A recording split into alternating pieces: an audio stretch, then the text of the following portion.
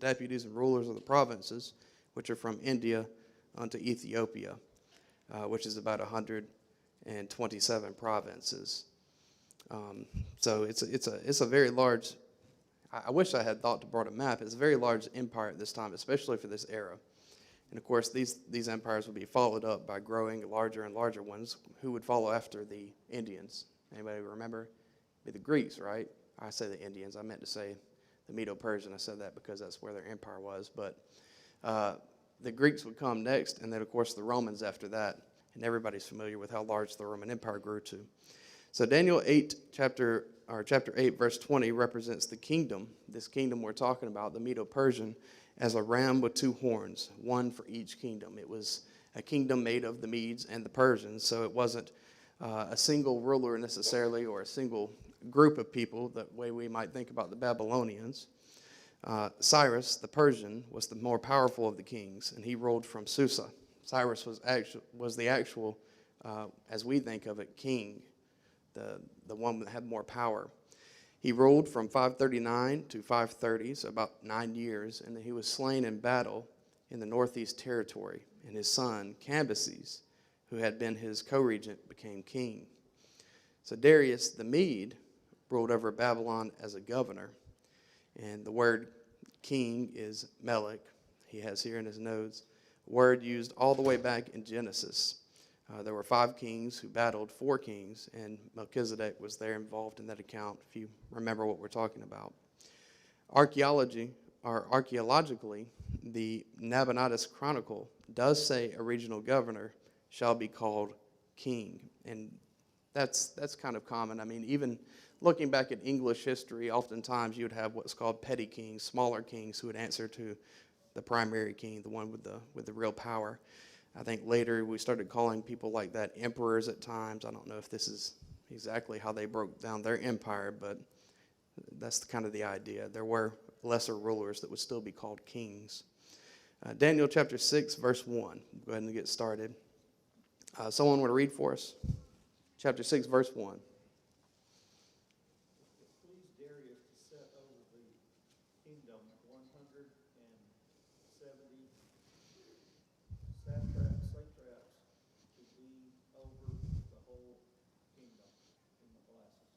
Hey, I mean, that was great, and I would have, I'm still not sure how you're supposed to say that. Is it satraps or satraps or however you're supposed to roll that off the tongue? But the point is, there's a lot of lesser rulers who've been divvied up to help govern this area. So there's lots of disagreement here over who Darius is in the Medo-Persian history. And at the end of the day, it doesn't matter necessarily.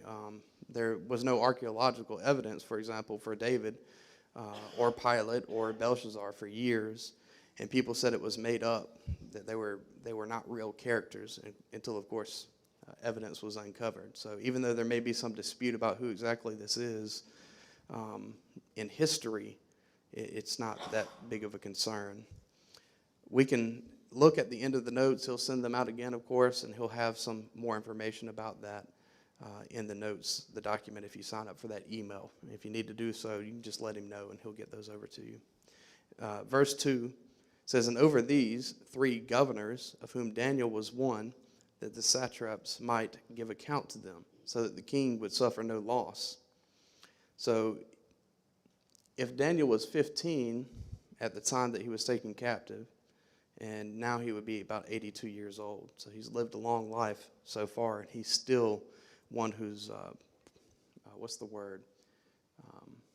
Well, he's high-ranking in the government. He's still being useful. He's still proving to be one of the best ones that the kings can rely on. So satraps are also translated maybe as princes. It meant protector of the empire.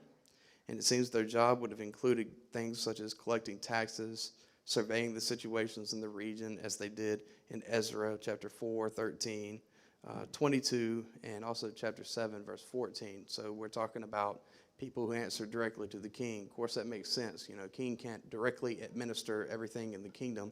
He's got to set up that system. I mean, it's common wisdom, and it's really in a lot of ways similar to what had to be done when Moses was trying to govern Israel when he was around. He had to set up lesser courts, judges, those below him that would help to take care of the issues. They didn't have tax system that we're talking about here, but the idea is common. You got to have those lesser rulers, those people to help take care of things. Verse 3, somebody want to read verse 3 for us? Then this Daniel was preferred above the president and princes, because an excellent spirit was in him.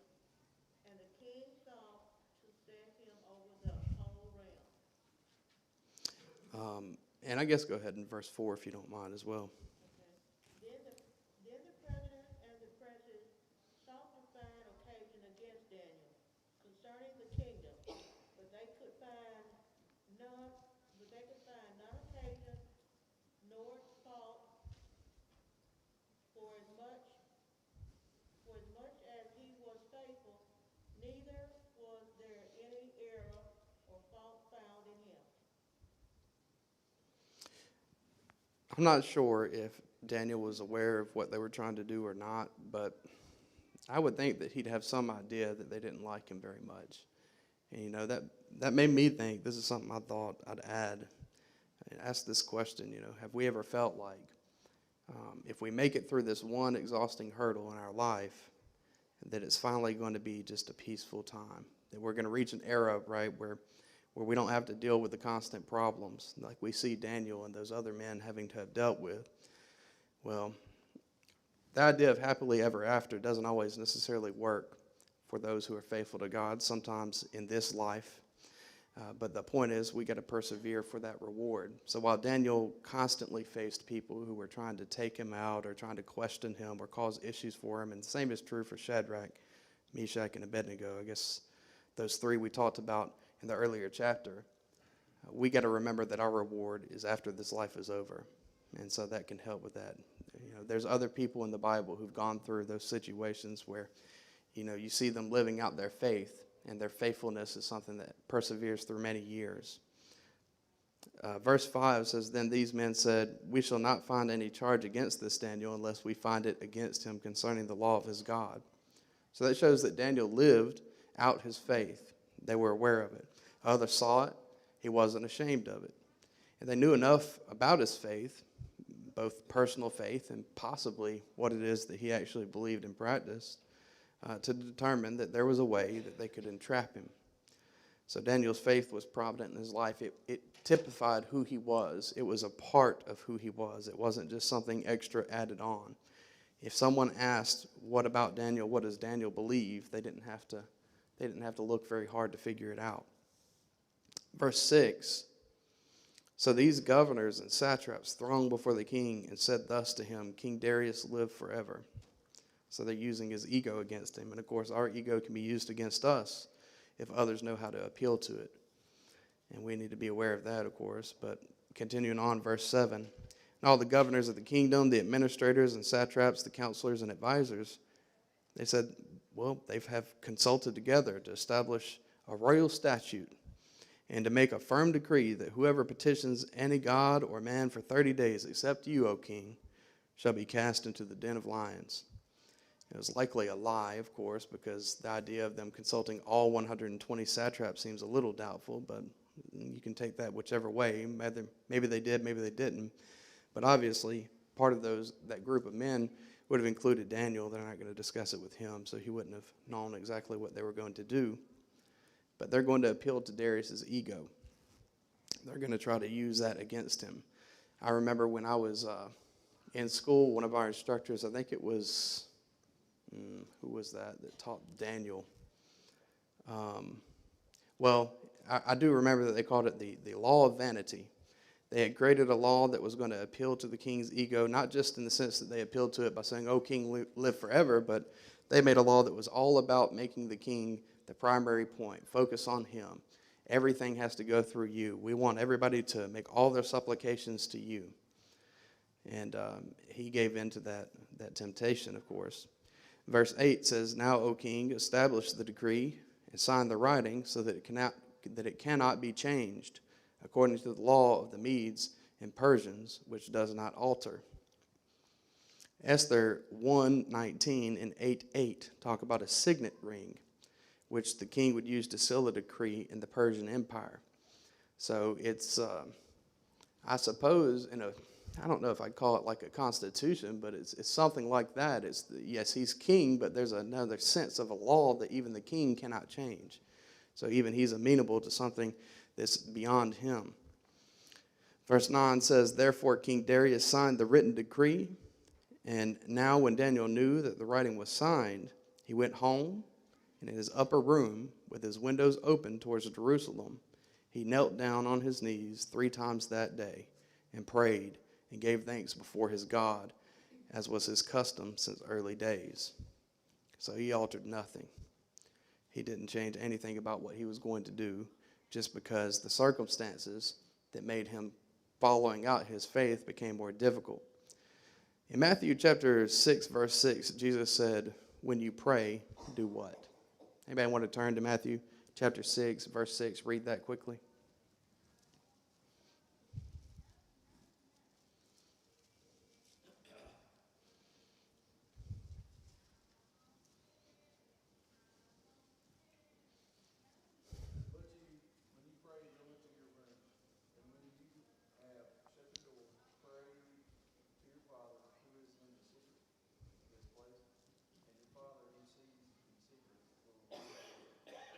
That's right. So Jesus tells us that we can go into an inner room, or rather he's advising you should go into an inner room. Did Daniel have to pray the way that he always prayed? He didn't have to. So why do you think he did what he did? That's the question, right? Well, show his integrity, absolutely. Perhaps he didn't want anyone to think that he had ceased worshiping his God, that they had won, that somehow or another that the king's rules, that law of vanity, that idea of appealing to putting him above all else was going to work with Daniel. Daniel's going to be faithful to his God no matter what it is, no matter who it is that he has to put behind his God, including the king. This was always his custom, and he continued on in that. When things were good, he did it. When things were bad, he did it. It didn't matter to Daniel. He was going to stay true to the practices, to the faithfulness that he had towards the Lord. Psalm 55, verse 17, references praying morning, noon, and evening. Why would that be relevant? Well, he talks about how many times he prayed. He prayed 3 times, so perhaps he's following that pattern. Why was he praying towards Jerusalem?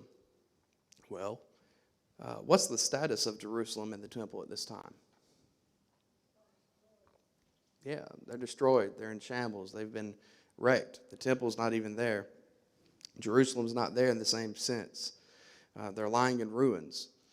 But Daniel had faith that God would bring them out of captivity as he had been promised. 1 Kings chapter 8, verse 46 through 50. Let's read that. 1 Kings chapter 8, verses 46 through 50. I have another volunteer reader, please.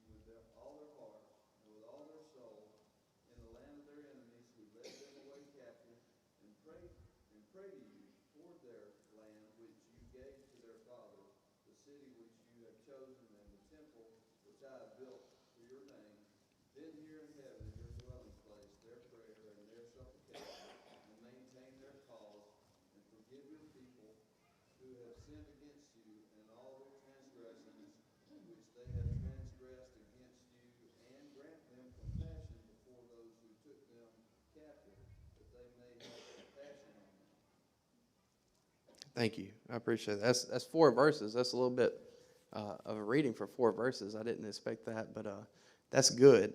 The idea is that he's going to hear them. It's already understood. There's a sense in which he knows God's going to bring them back. Daniel chapter 9 gives one of Daniel's prayers. He talks about it specifically. We won't go through that whole section because Aaron will presumably teach through that later on, but we can read that over in Daniel chapter 9 if you want to look there after class. Daniel was concerned with pleasing God, is the point, and not men. Acts chapter 5, verse 29 says what? Someone read that. Acts chapter 5, verse 29. We're familiar with this verse, but it's good to have it read.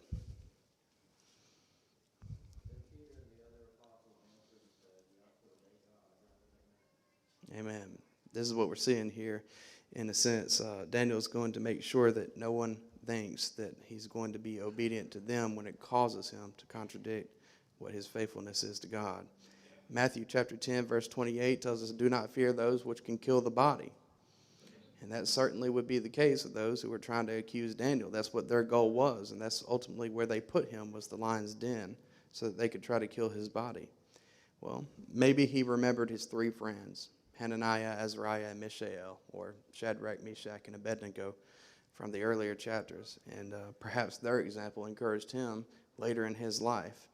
It's often that way, isn't it, that we each encourage each other to do what is right, even when sometimes it's uncomfortable and it's difficult, but we're stronger when we're together, right? So maybe he's drawing from that help that he has from those others around him. I think we could even go back to Daniel 1:8 when he was a teenager, when he purposed in his heart. Yes. That made these decisions easy for him as he went on in his life. That's right. And I think that's a great example for us. That's the way I often think of and define integrity. You purpose in your heart ahead of time what you're going to do in these situations, so that when they come up, it's not a question of which one do I want to do, which one is going to be the greatest amount of benefit, or which one's going to hurt me least. You know what's right and what's wrong, you're going to do it. He's not considering, well, if I'm faithful to God, what will that mean for me? If I'm faithful to the king, what's that going to mean for me? No, he's made his decision ahead of time that he's going to be a moral person regardless of what it may cost him. So that's a good idea, and I like that statement, 118, he purposed in his heart. That's exactly it. Daniel was a man of integrity. Verse 11 says, then these men assembled and found Daniel praying and making supplication before his God. This decree, of course, was only for a month, so Daniel didn't take the month off. Daniel didn't look at that time period and say, you know what, it's just a little bit of a time. I can maybe skip out a few of these instances where I need to pray. I suppose if he did it every day, it would be 30 days worth, but we can make that application to us as well and say, you know, there's some times where things might be more tempting to sacrifice some things in our lives and our faithfulness. Maybe it's in most obvious connection in this parallel would be we're going to talk about attendance or things of that nature. Well, we don't take off that time because something might be easier for us to deal with at work or some other part in our life. We're going to put those things first, and we're going to stay true to them. We're going to have that integrity. Daniel did so here. Verses 12 through 14. And they went before the king and spoke concerning the king's decree. Have you not signed a decree that every man who petitions any god or man within 30 days, except you, O king, shall be cast into the den of lions? The king answered and said, the thing is true, according to the law of the Medes and Persians, which does not alter. So they answered and said before the king, that Daniel, who is one of the captives from Judah, does not show due regard for you, O king, or for the decree that you have signed, but makes his petition 3 times a day. So they're saying, well, he just doesn't care about what you have to say, king. And furthermore, he doesn't care about this law of our land either. He disregards it all. Verse 14, and the king, when he heard these words, was greatly displeased, and notice this, with himself, because he understood what had happened. He knew that he had been duped. So he set his heart on Daniel to deliver him, and he labored till the going down of the sun to deliver him. He realizes he was tricked by the quote-unquote wise men, those advisors, those men he had set to administer. Then these men approached the king, verse 15, and said to the king, know, O king, that it is the law of the Medes and Persians that no decree or statute which the king establishes may be changed. So the king gave the command, and they brought Daniel and cast him into the den of lions.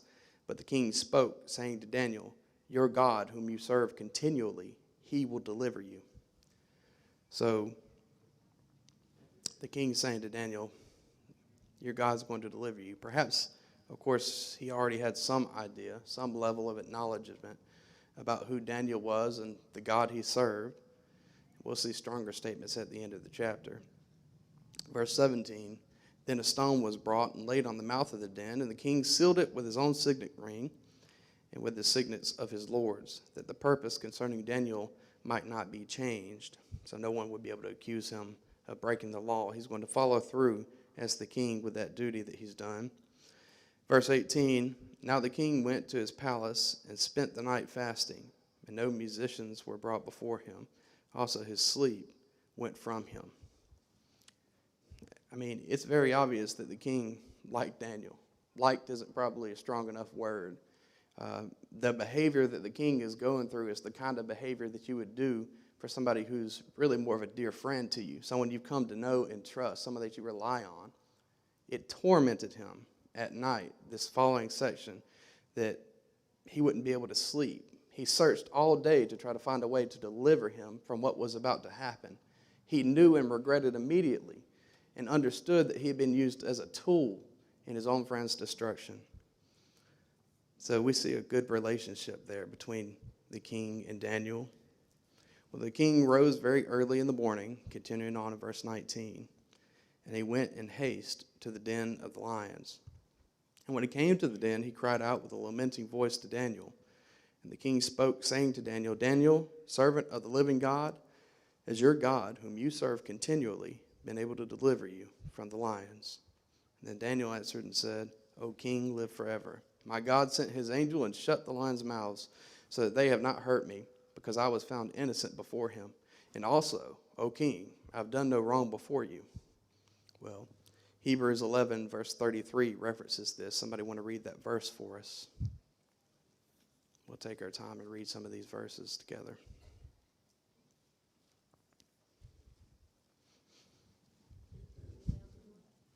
Hebrews 11, 33. It's referencing this event. You make that note.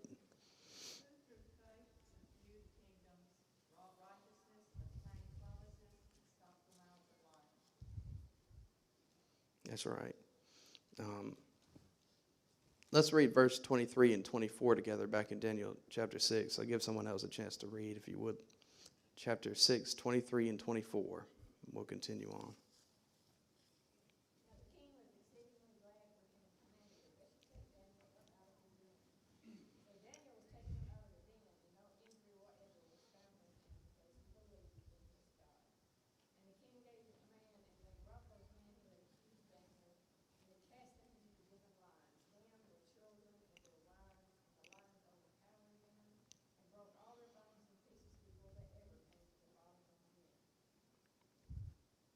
It says that they jumped up and grabbed them as they fell. So this kind of idea, this punishment, was common in the ancient Near East.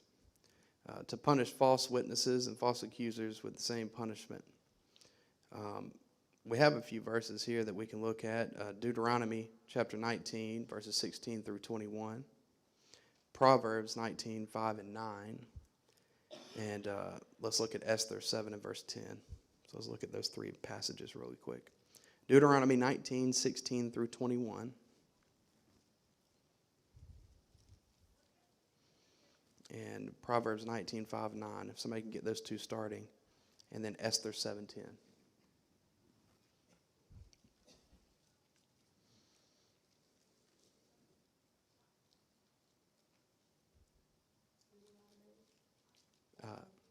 If a false witness rise up against any man to testify against him that which is wrong, then both the men between whom the controversy is shall stand before the Lord, before the priests and the judges which shall be in those days.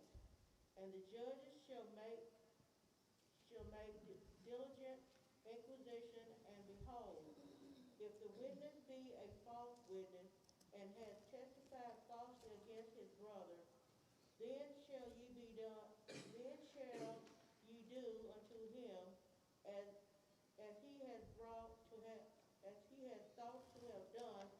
to his brother, so shall that put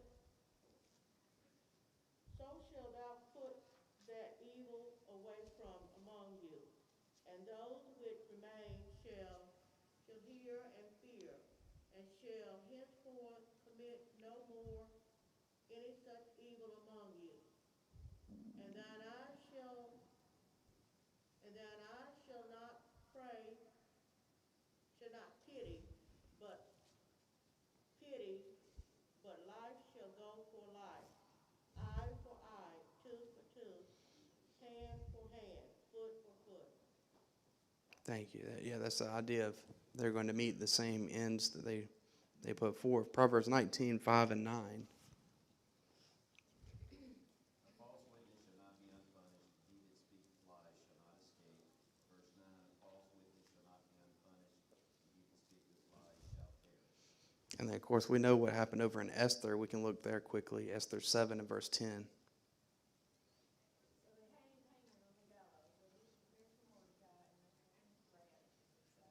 Right.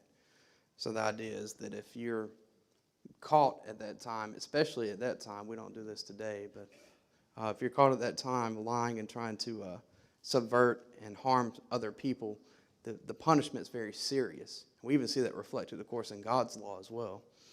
The idea of punishing their families with them. There are some references here for that as well. Joshua 7, 24 through 26, Esther 9, 24, 25, and Deuteronomy 24, 16. Herodotus confirms this in his writings. Histories 3, 119. He writes that Darius the first, or one, once executed a high-ranking official named, I'll try to say it, Intaphrines. I don't know. I-N-T-A. I'm terrible at that. Intaphrens. So write that down if you want to figure out how to say that correctly. Don't listen to me. But along with his entire family, he punished him when he was declared guilty of orchestrating a coup. Josephus wrote in Antiquities of the Jews, Book 10, now when his enemies saw that Daniel had suffered nothing, which was terrible, they would not own that he was preserved by God and by his providence. But they said that the lions had been filled full with food, and on that account it was, as they supposed, that the lions would not touch Daniel, nor come to him. And this they alleged to the king. But the king, out of an abhorrence of their wickedness, gave order that they should throw in a great deal of flesh to the lions. And when they had filled themselves, he gave farther order that Daniel's enemies should be cast into the den, and that he might learn whether the lions, now they were full, would touch them or not. And it appeared plain to Darius, after the princes had been cast to the wild beast, that it was God who preserved Daniel. For the lions spared none of them, but tore them all to pieces, as if they had been very hungry and wanted food. I suppose, this is Josephus continuing, I suppose, therefore, it was not their hunger, which had been a little before satisfied with abundance of flesh, but the wickedness of these men that provoked them to destroy the princes. For if it so pleased God that wickedness might, by even those irrational creatures, be esteemed a plain foundation for their punishment.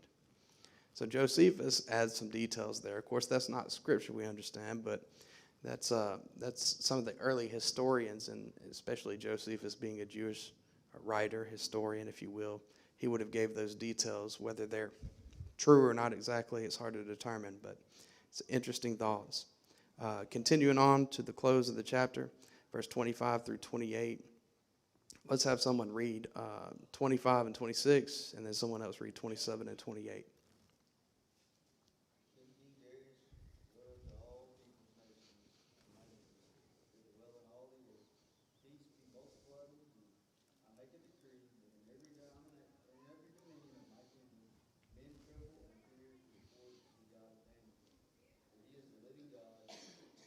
steadfast forever, and his kingdom which shall not be destroyed, and his dominion shall be even unto the end.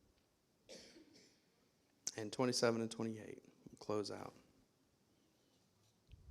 He delivers and rescues, and he works signs and wonders in heaven and on earth, who has delivered Daniel from the power of the lion.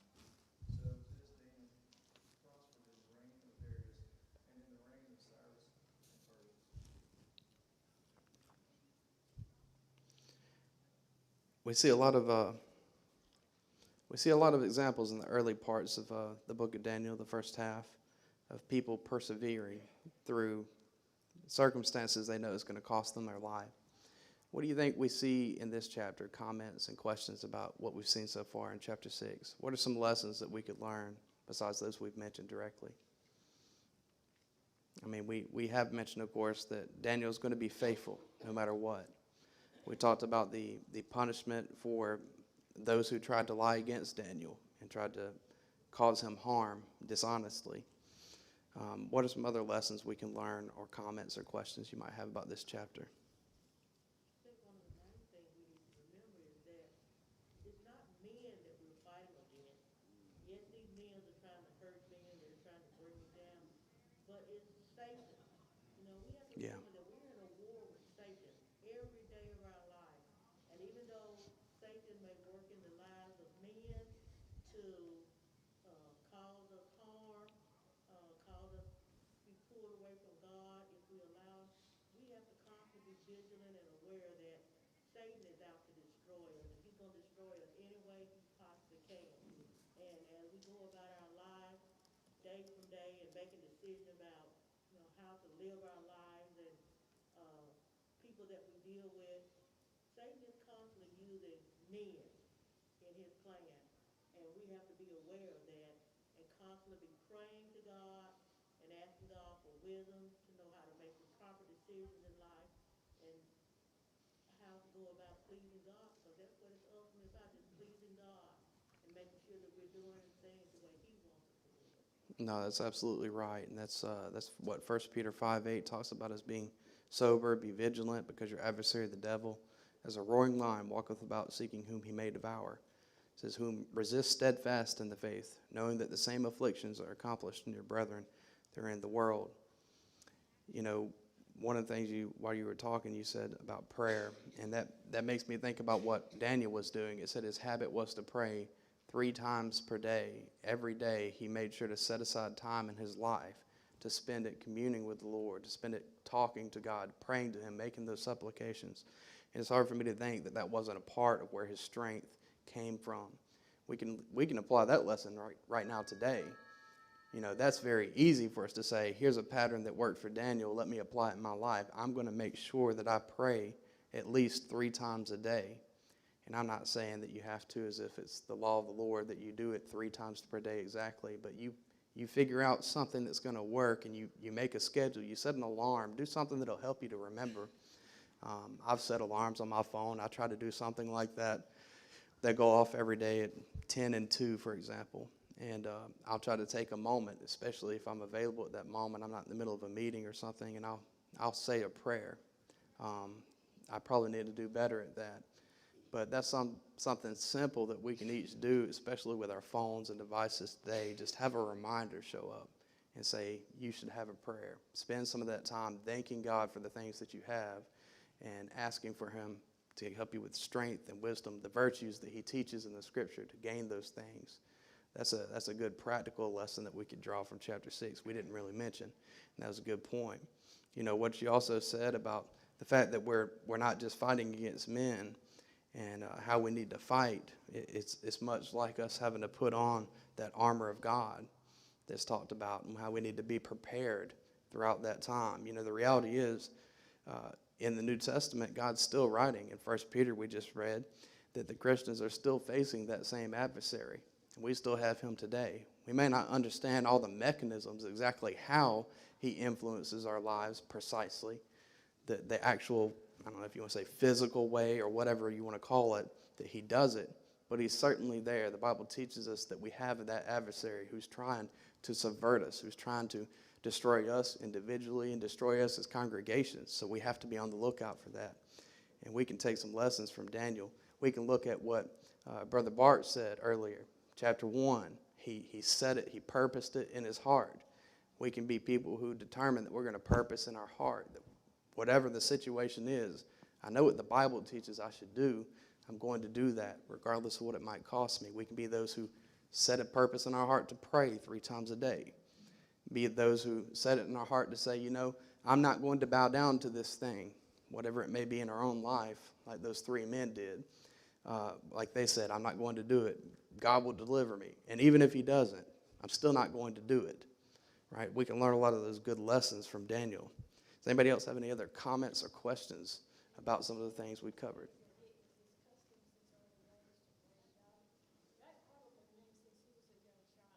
Yeah.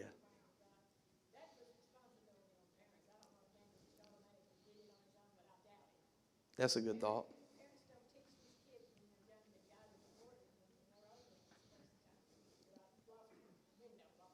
No, that's a good thought.